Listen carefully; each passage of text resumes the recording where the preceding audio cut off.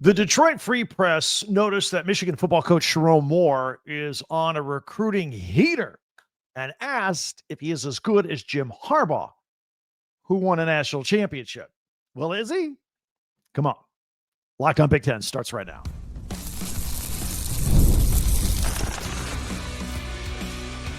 You are Locked on Big Ten, your daily podcast on the Big Ten Conference. Part of the Locked On Podcast Network, your team every day. Welcome to Locked on Big Ten. I'm Craig Sheeman, 40 years as a sports talk show host and play-by-play announcer, and I want to thank you for making us your first listen each and every day. We are free and available wherever you get your podcasts and on YouTube, part of the Locked on Podcast Network, your team every day. Hit that free subscribe button down below, and that way you'll never miss a single episode. We're making a big push to 20,000 subscribers before the start of football season.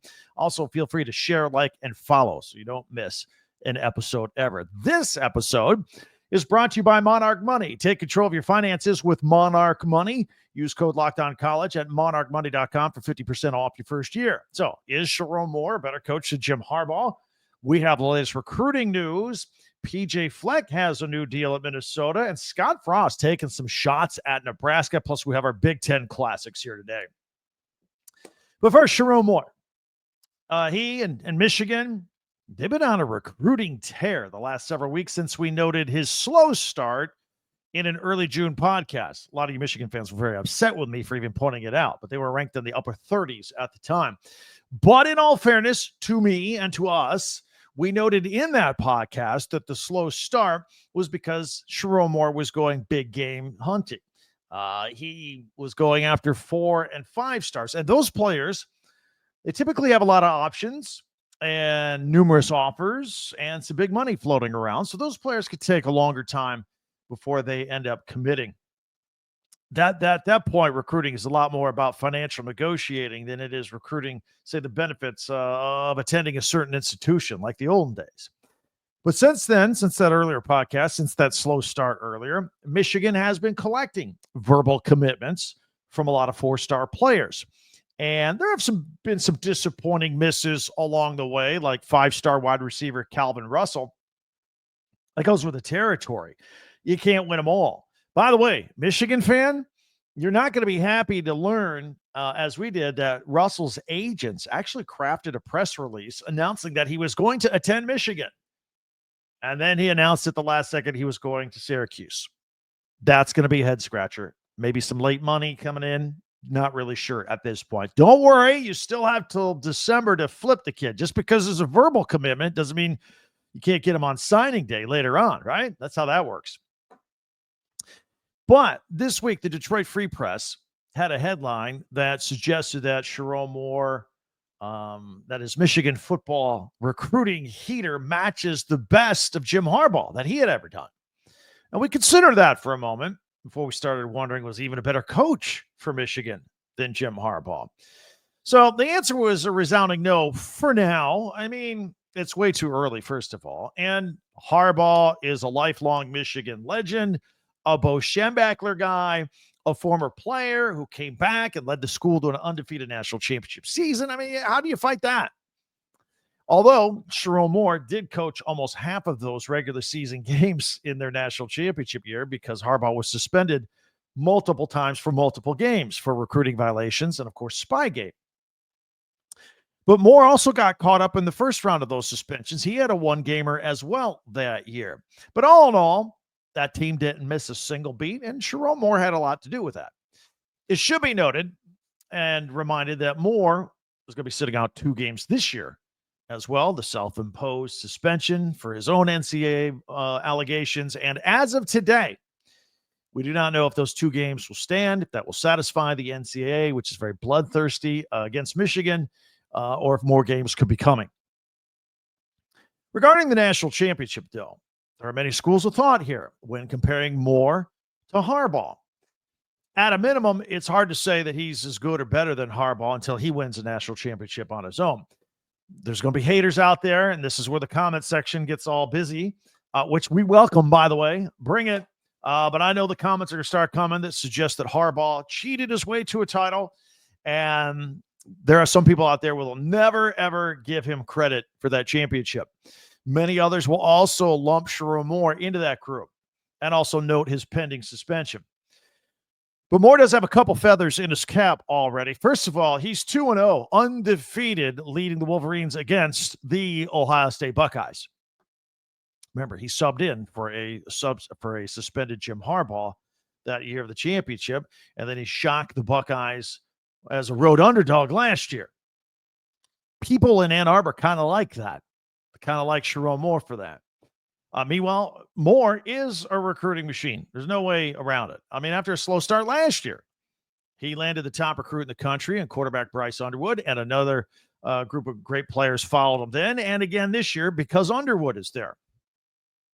And after a slow start again this year that we noted, he's collected 4 stars every week. And as of the taping of this podcast, we are all still waiting on 5-star running back Savion Hyder, who seems to be in the middle of a bidding war between Michigan and Tennessee at this point. It seems Ohio State has fallen off on that recruiting. So now this is where we owe Jim Harbaugh some fairness here, talking about all the money going around with these players. I mean, Harbaugh was a master of the home visit, right? I mean, he'd have sleepovers, hanging out in tree forts, all this kind of stuff, kid stuff, really. And he was the best at it, hanging out. That's where he won his recruits over. And he landed great players like Aiden Hutchinson and J.J. McCarthy before the days of name, image, and likeness, and certainly before the days of revenue sharing. So one theory about why the NCAA was always on Harbaugh's tail was because he always advocated for paying the players money. Now Harbaugh is long gone, and now players get money. Moore was able to land Underwood last year because the booster stepped up and gave him $12.5 million, and he flipped from LSU. Savion Hyder, he's going to get over $1 million per season wherever he goes. Harbaugh did not have that kind of recruiting money at his disposal, and he still did a bang-up job recruiting. So feather in the cap for Harbaugh, doing it old school style. But back to Moore's class of 2026. You could see the future offensive attack coming together as Bryce Underwood starts to reach his prime in years 2 and 3 moving forward. They got big, fast wide receiver targets like Travis Johnson, Zion Robinson. Don't forget that tight end they got, Matt Ludwig. I mean, the pieces should make Michigan fan very excited about that. And they're going to be protected by giant offensive linemen like Malachi Lee, who we've talked about here.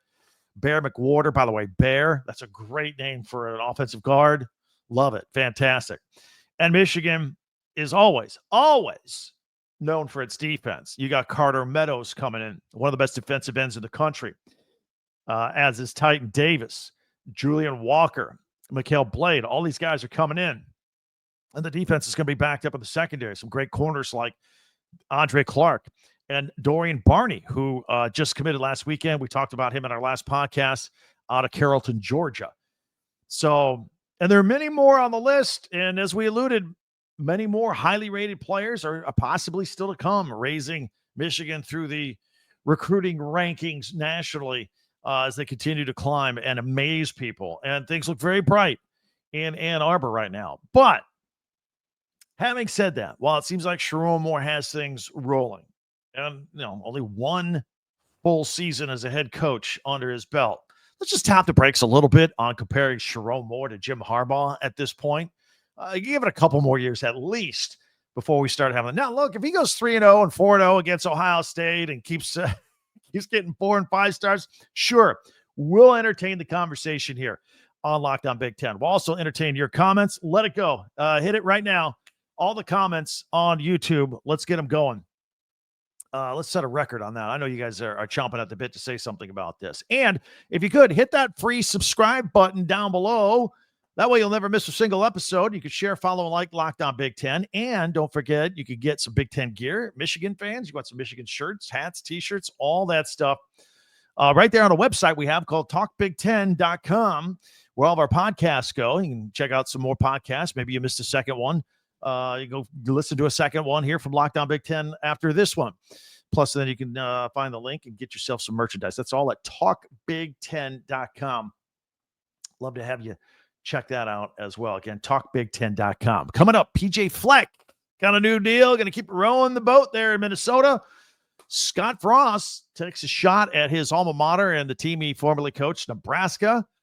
Recruiting continues. Got some news with Oregon. And, of course, we'll have our Big Ten Classics coming up this weekend. Very, very busy podcast. All that coming up here in the next minute on Locked On Big Ten.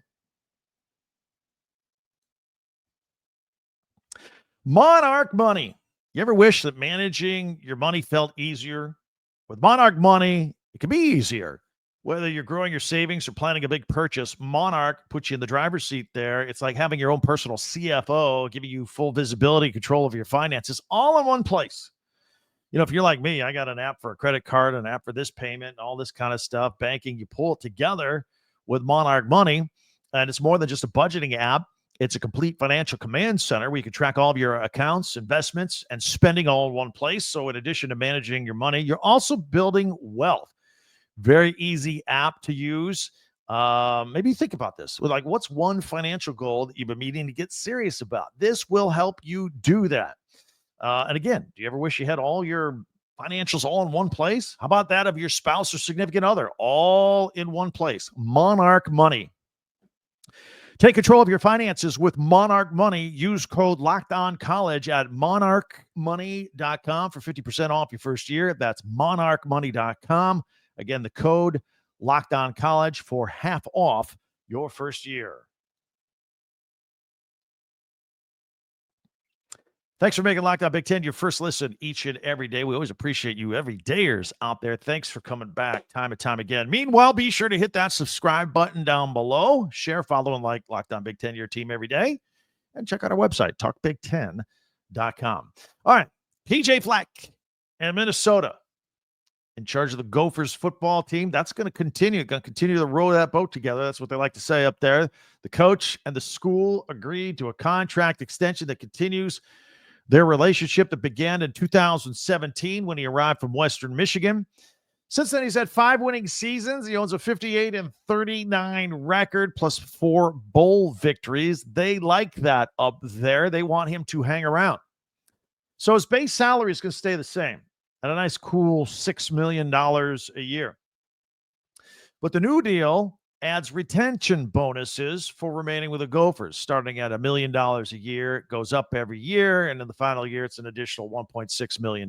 So that's how they gave him a raise through the retention bonus. There are hefty buyouts that start out at $5.5 million. That come down a little bit to $4.5 million if he ever leaves for another coaching gig or a TV gig. By the way, I actually think he'd be pretty good entertaining on TV, but he's doing pretty well as a football coach. So this deal may help explain some of my confusion that I had. I remember last year, his name was floated for the UCLA job. Do you remember this? Yeah. That UCLA job opened up after the traditional coaching cycle because, remember, it was a late deal where Ohio State, they had to all of a sudden make another change at offensive coordinator. Bill O'Brien went to BC, and so Chip Kelly, I believe it was right before February signing day. Wasn't it the day before? It was like February 1st-ish. And he said, all right, I'm going to leave UCLA. I'm going to be the OC at Ohio State. So it was late. And then all of a sudden, PJ Fleck's name got floated out. We talked about it here on this podcast. I thought it was bizarre because I thought everything was kind of cool at Minnesota. And I don't think Fleck has ever coached west of the Mississippi. I don't know what his high school contacts were. All that kind of stuff start running through your mind. And if I remember correctly, he was also on a little bit of a vacation. And then a day later, issued a statement saying, no, I'm not a candidate for the UCLA job. I'd like to stay at Minnesota, row the boat, something like that. So, this makes some sense. Maybe this was all his agent putting his name out there because it seems so bizarre to create some leverage to start contract talks. Here we are, PJ Fleck getting a contract extension at Minnesota. So, so far this offseason, by the way, not too bad for Minnesota. Fleck landed a verbal commit from a four-star athlete, Roman Voss. He chose the Gophers over Alabama. He's also got 3 other 4-star recruits and the 21st rated recruiting class so far in the country.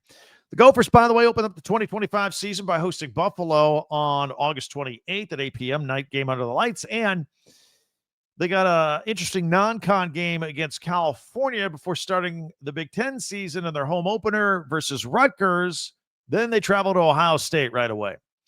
They also have a road game at Oregon this year in mid-November. So it looks like a pretty tough schedule for the Gophers this year.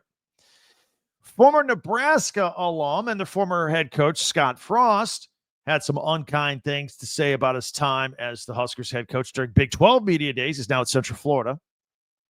Again, this is his second stint at Central Florida. You remember back in 2017, he had just taken over a team 2 years prior that had not won a game. And then in 2017, they went undefeated, 13-0. Started a lot of national debate about whether Central Florida was worthy of being in the group of a 4-team playoff and play for a national championship.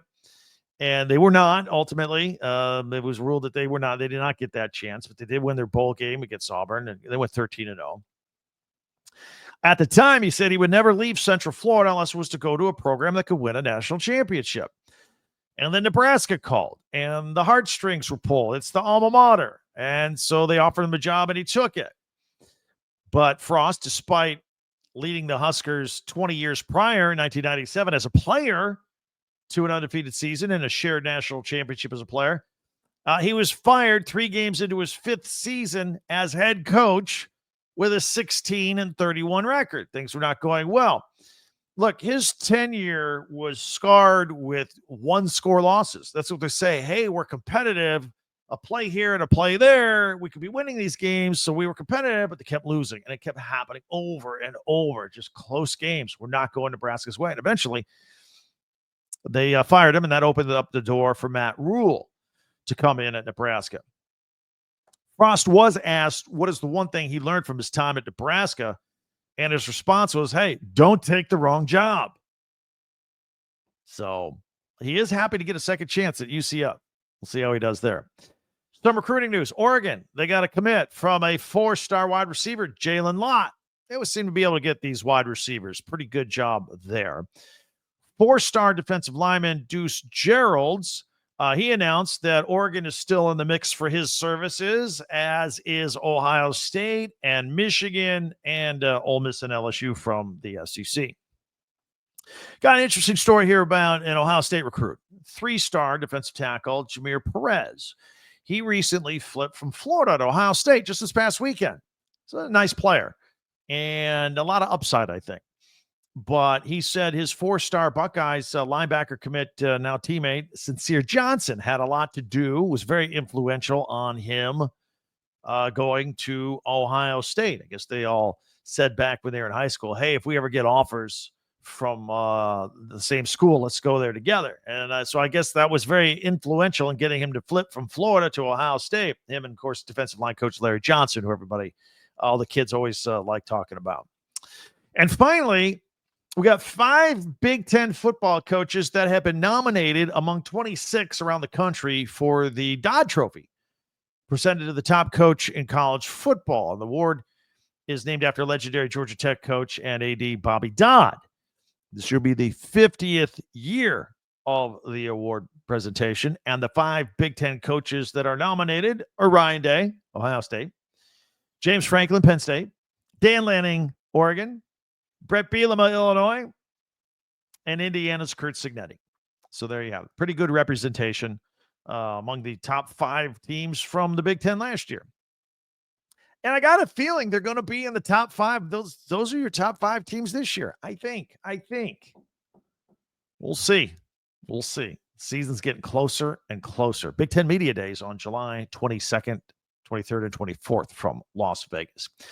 All right. I want to take a look at the Big Ten Network this weekend. It's hot out there, man. You want to get inside and be in the air conditioner and watch some TV. I got Big Ten Classics. That is coming up next right here on Locked On Big Ten.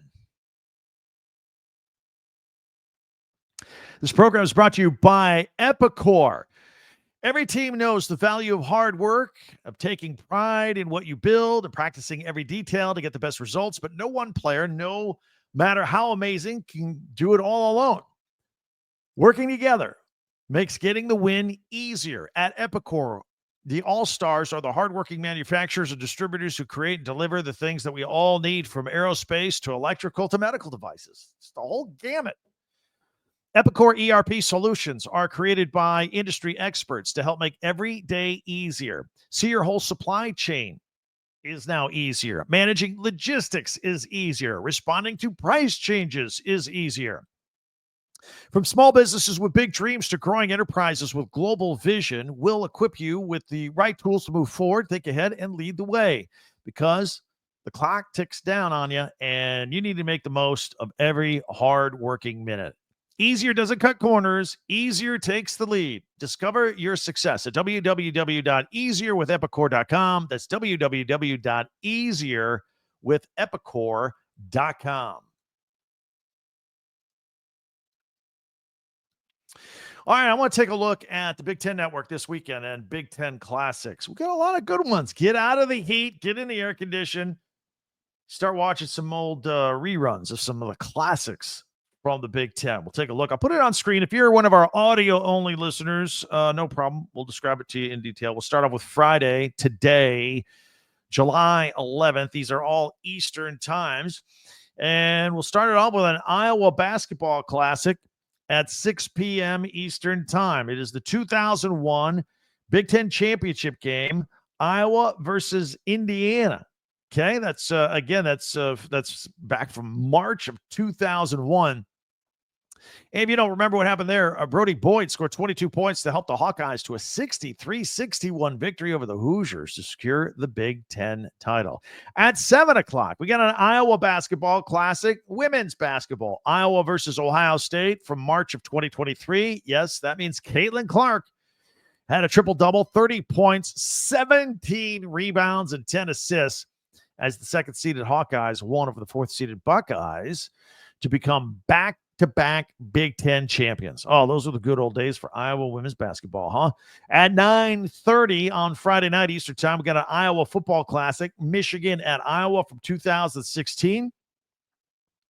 Iowa freshman Keith Duncan kicking the game-winning 33-yard field goal as time expired to upset the third-ranked Wolverines under the lights at Iowa City. Kinnick Stadium under the lights can be a tricky place. And at 10:30, it's a big day of Iowa on Friday today. Iowa football classic, Iowa at Penn State from 2000, where Ryan Hansen caught the game-clinching interception in the end zone to secure the Hawkeyes' 26-23 victory over the Nittany Lions in double overtime. That's right. So that's what we got for today, Friday. Tomorrow, Saturday, July 12th. We'll pick it up, and we don't mention everything the Big Ten Network has. We just highlight some things we think you'd be interested in. And at 1:30 p.m., we got some Big Ten men's soccer replay of the championship, Indiana versus Michigan. At 3:30, an Indiana basketball classic, women's basketball, Iowa at Indiana. This is from February of 2023. Yes, more Caitlin Clark. Grace Berger and Mackenzie Holmes combining for 50 in the second-ranked Hoosiers' 87-78 victory over Caitlin Clark and the fifth-ranked Hawkeyes. At 4:30, we got one of our Big Ten basketball in 60s, the highlights from play to play, the cutout, a lot of stuff, moves fast. Women's basketball, Ohio State at Indiana from January of 2023. Mackenzie Holmes with 26 points as the sixth-ranked Hoosiers win 78-65 over the second-ranked Buckeyes. At 5:30, an Indiana football classic way back in 2002. Jabron Hamden threw 3 of his 4 touchdown passes in the final 16 minutes to help the Hoosiers rally from a 19-point deficit and beat the 23rd-ranked Badgers 32-29 in Bloomington. Jabron Hamden, remember him over in NFL Europe. I did a game that he was there. That was for Amsterdam. Yeah, the Amsterdam Admirals. 7 o'clock Eastern, another Indiana football classic. This one from this past season. Washington at Indiana. Justice Ellison rushing for 123 yards and a touchdown as the 13th-ranked Hoosiers won 31-17 to start the season 8-0 for the first time since 1967. All right, take a look at Big Ten Classics on the Big Ten Network for Sunday, July 13th, this weekend. Purdue Football Classic. Michigan at Purdue at 1 o'clock Eastern. This is from 2000, October of 2000. That's got to be Drew Brees, right? Yeah.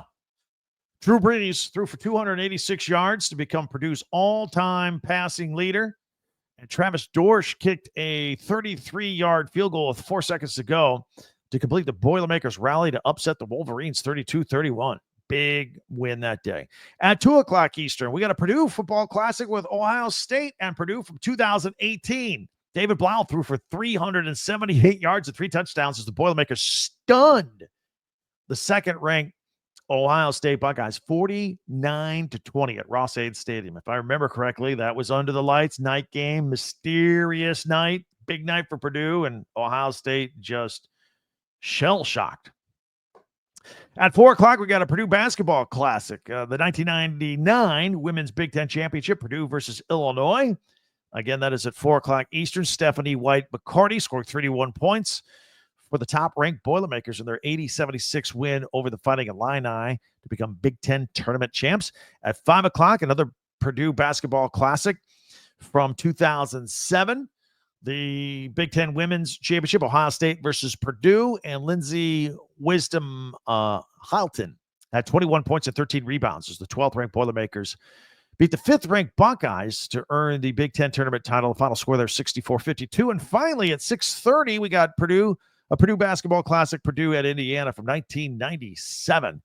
Brian Cardinal scored 25 points and Chad Austin 18, including game-winning shot with 0.6 of a second remaining in overtime to lift the Boilers to an 89-87 win over the 24th-ranked Hoosiers. That'd be Gene Cady versus Bob Knight in one of those classics. If you want to check that out on Sunday night, I highly recommend you do so. So those are our listing of the Big Ten Classics this weekend. What do you think about all of that?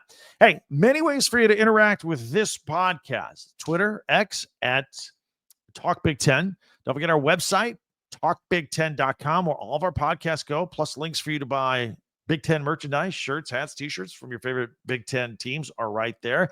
Before you go, hit that subscribe button, please. That way you'll never miss another episode, and that'll help us get closer and closer to 20,000 subscribers before the start of football season. We're 19,400, something like that. You can help us with that. And after you do that, check us out for a second listen. Pick up yesterday's podcast as well. We always encourage you to get caught up and watch other ones for a second listen. In addition to a second listen, I'll also invite you to check out our friend Brian Smith at the Portal Show, part of the Locked On family. All things transfer portal right there. Podcast is doing very well.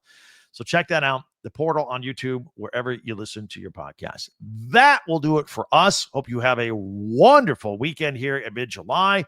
Don't forget Big Ten Media Days starting July 22nd, and then practices, and then we're going to be talking about games and matchups before you know it right here. Tell your friends that we're here every day. Locked On Big Ten, all 18 teams. We're all about it with news, analysis, and opinion all under one umbrella right here.